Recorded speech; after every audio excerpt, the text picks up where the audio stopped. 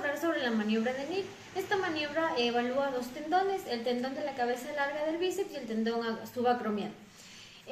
Lo que se va a realizar para esta maniobra es que con una mano se va a estabilizar la escápula del paciente y con la otra voy a elevar con un movimiento pasivo hacia adelante el brazo del paciente.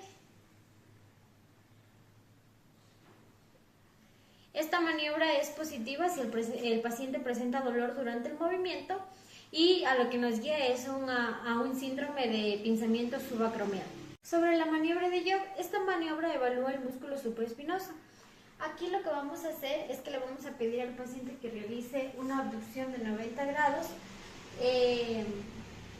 posteriormente una extensión de 30 grados y luego una rotación interna. Se le va a pedir al paciente que trate de elevar su brazo hacia arriba y nosotros vamos a poner una contrarresistencia.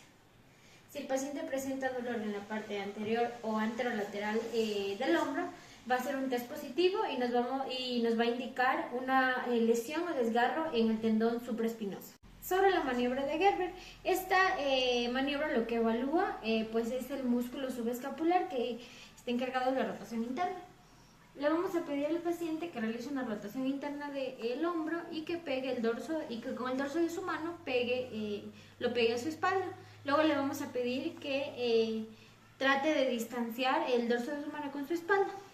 Posteriormente lo que le vamos a pedir es que al momento de que la paciente trate de quitar la mano, alejar la mano de su espalda, vamos a aplicar una contrarresistencia. Aquí si vemos que hay fasciculación o debilidad, al momento de nosotros poner esa contrarresistencia nos va a indicar una lesión en el tendón subescapular.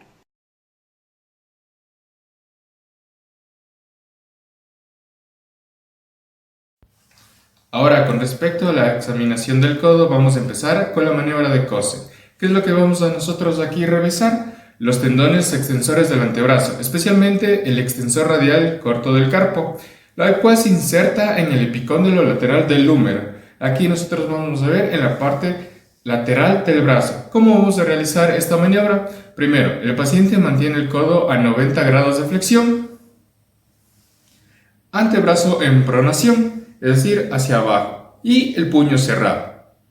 Ahora, lo que nosotros como examinadores vamos a hacer, vamos a estabilizar el codo con una mano y con la otra mano vamos a aplicar resistencia mientras nuestro paciente va a intentar extender la muñeca. Vamos para arriba la muñeca, para arriba la muñeca. Gira un poco para acá. Podemos ver ahí cómo nuestro paciente intenta extender la muñeca. Si al hacer este movimiento nuestro paciente se queja de dolor, alza y quéjate de dolor, significa que nosotros vamos a estar frente a una epicondilitis lateral. Este más conocido es como el codo de tenista. Ahora la maniobra del codo de golfista. ¿Qué es lo que nosotros vamos a analizar aquí? Los tendones flexores y pronadores del antebrazo, como el flexor radial del carpo y el pronador redondo, los cuales se insertan en la epitroclea o epicóndilo medial del húmero. ¿Cómo vamos a realizar esta maniobra? Primero vamos a hacer que el paciente extienda completamente el codo con el antebrazo en supinación. Luego le vamos a pedir que cierre la mano. Le vamos a hacer que el paciente se lo ponga en pronación.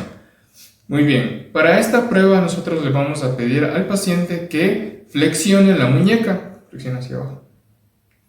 Y nosotros vamos a realizar cierta resistencia cuando al mismo tiempo igual presionamos sobre la epitróclea y el paciente va a flexionar su muñeca.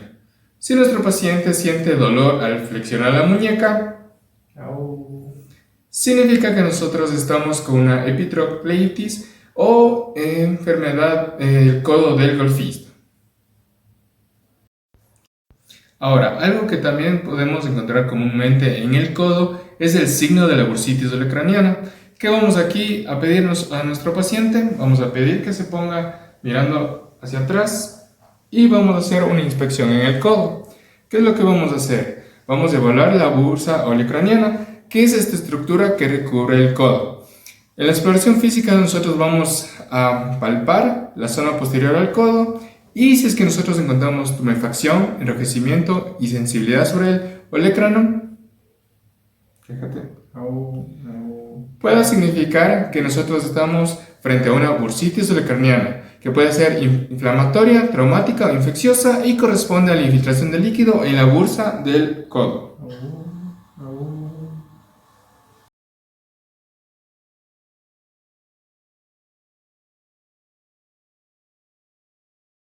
La articulación de la muñeca, también conocida como hernia carpiana, es una articulación en la que se unen huesos, como por ejemplo el radio, que es un hueso del antebrazo, como también los huesos carpianos, que son de la mano.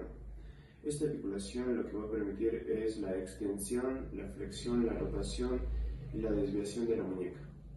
El primer signo que vamos a ver es el signo de Tinel. En este, el paciente debe estar con el antebrazo extendido, con la palma de la mano hacia arriba, y también esta debe estar relajada. Ya. En esta ocasión se percute suavemente con la punta de los dedos en todo el trayecto del nervio mediano, que este va a ser justo por encima del ligamento transverso del carpo.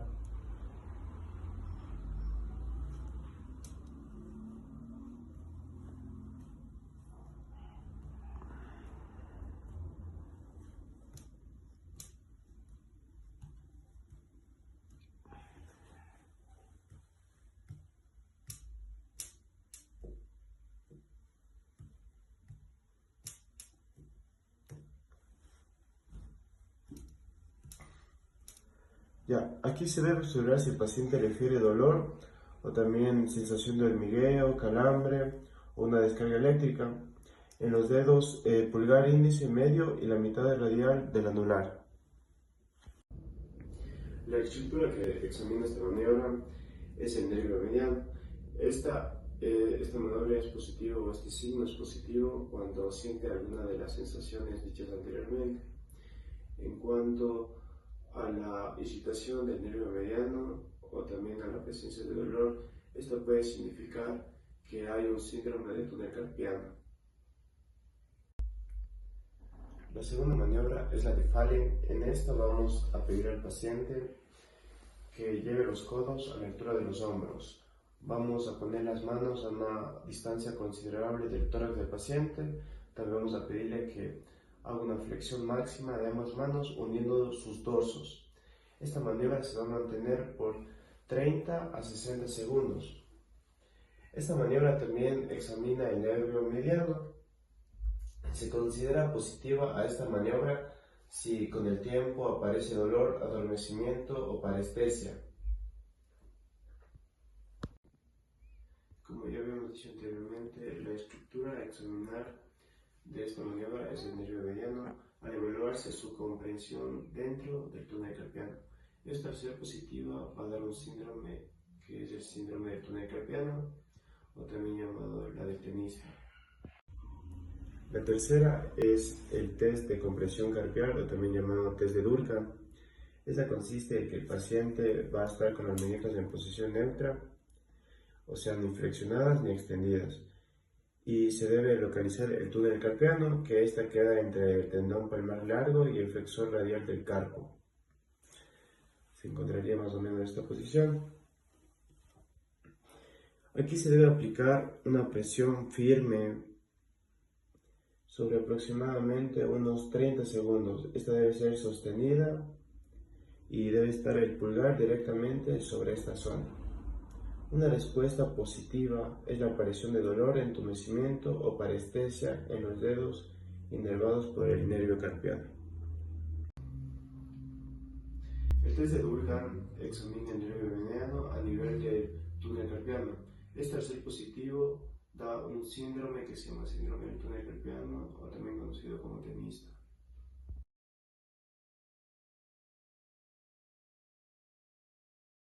La maniobra de cajón posterior es una prueba clínica utilizada para ver la estabilidad de los ligamentos cruzados de la rodilla, en este caso del posterior. Las estructuras anatómicas implicadas es el ligamento cruzado posterior, la tibia, el fémur y la cápsula articular posterior. Paciente en decúbito supino con la rodilla flexionada en 90 grados y el pie apoyado en la camilla. El examinador puede sentarse sobre el pie para estabilizarlo. Colocamos ambas manos en la parte superior de la tibia, justo debajo de la rodilla. Los pulgares descansan en la tuberosidad tibial anterior. Vamos a ejecutar dos movimientos. Hacia adelante, este va a evaluar el ligamento cruzado anterior, y hacia atrás, que este evalúa el ligamento cruzado posterior. Si tenemos un cajón anterior positivo, la tibia se desplaza hacia adelante más de lo normal. Encontramos una lesión en el ligamento cruzado anterior. Y si encontramos lo que es en el cajón posterior positivo, la tibia se desplaza posteriormente más de lo normal. Encontramos una lesión del ligamento cruzado posterior. La prueba de Tesali es una maniobra clínica utilizada para evaluar las posibles lesiones de los meniscos en la rodilla, tanto laterales como mediales. Las estructuras anatómicas involucradas es el menisco lateral, el menisco medial, los ligamentos colaterales, las superficies articulares femorotibiales y la cápsula articular. Paciente de pie sobre la extremidad a evaluar, sujetándose en la camilla o en las manos del examinador. Realiza una flexión de rodilla a 5 grados y luego rota el tronco para producir una rotación interna y externa del fémur sobre la tibia. Repite la maniobra 3 veces. Posteriormente, realiza una flexión de rodilla de 20 grados y repite la maniobra. Si este test es positivo, el paciente experimenta dolor, bloqueo o chasquido en la línea articular durante la rotación. Se sugiere una posible lesión meniscal. La maniobra de McMurray es una prueba clínica usada para detectar lesiones de los meniscos, tanto mediales o laterales de la rodilla. Las estructuras anatómicas implicadas es el menisco medial y el lateral, los cóndilos femorales, la meseta tibial, la cápsula articular y los ligamentos colaterales. En esta prueba la cadera y rodilla deben estar totalmente flexionadas. Una mano sujeta la rodilla y otra el talón. Se efectúa una rotación externa o interna del muslo y posteriormente se extiende la pierna con lentitud, conforme palpa la línea articular media. Si esta maniobra produce un chasquido palpable o audible, puede existir desgarro del menisco.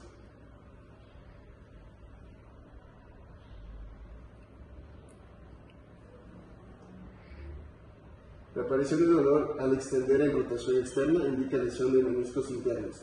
En rotación interna, lesión del menisco externo. En lesiones antiguas puede no aparecer el dolor.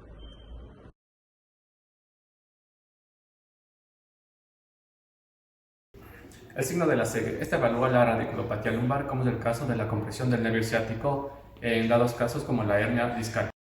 Ya para este signo lo que vamos a hacer es pedir al paciente que se acueste de cúbito supino. Posteriormente vamos a elevarle la pierna, agarrado del calcáneo y de la rodilla para que no se flexione la rodilla. Lo elevamos 80 grados y en el caso de que el paciente sugiera dolor, esto significa que va a haber una compresión radical o en el caso de un nervio ciático. La prueba de Scholler. Este evalúa la movilidad lumbar comúnmente utilizada en limitaciones por espondilitis anquilosante o enfermedades reumatológicas. Para esta prueba vamos a realizar un trazo a nivel de L5 y 10 centímetros de arriba de L5. Ya listos estos trazos, le pedimos al paciente que por favor se incline hacia adelante lo máximo que pueda y volvemos a medir otra vez. Si al medir es inferior a menos de 5 centímetros, este paciente va a tener espondilosis o anquilosis. La prueba de Hover. Esta distingue entre debilidad neurológica, ya sea verdadera o simulada, es decir, funcional o voluntaria. Para esta prueba lo que voy a hacer es sostener el calcáneo y la pierna opuesta de la debilidad. Le voy a pedir al paciente que por favor levante la pierna que siente débil y listo. En el caso de que el paciente sienta debilidad, significaría Hover positivo.